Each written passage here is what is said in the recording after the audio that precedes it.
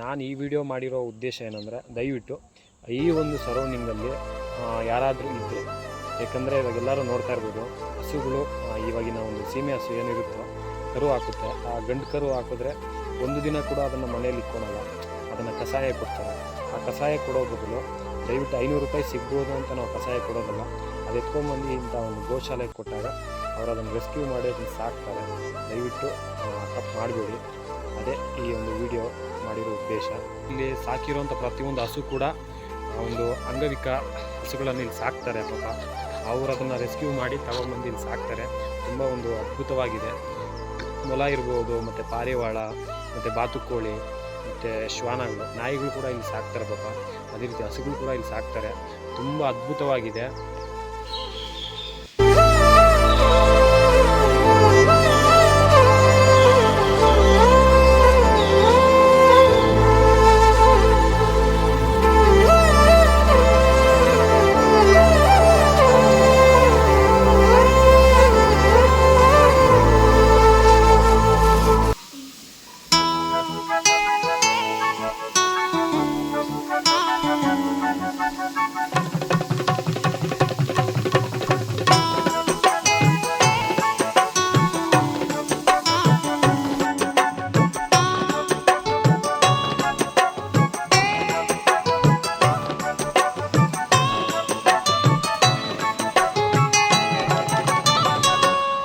ಅಯ್ಯೋ ದೇವರೇ, ಅವಳ ಕಂಡರೆ ಮನಸ್ಸೊಳಗೆ ನೋವಾಗುತ್ತಿದೆ.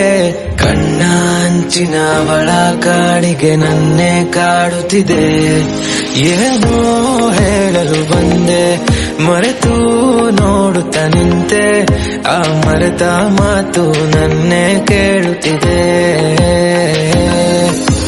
ಅರ್ಥವೇ ಆಗದು ನನಗೇನಾಗುತ್ತಿದೆ.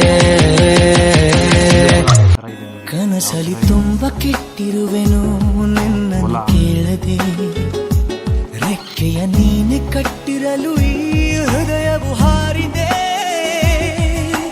ನನ್ನ ಕೌತುಕ ಒಂದೊಂದೇ ಹೇಳಬೇಕು.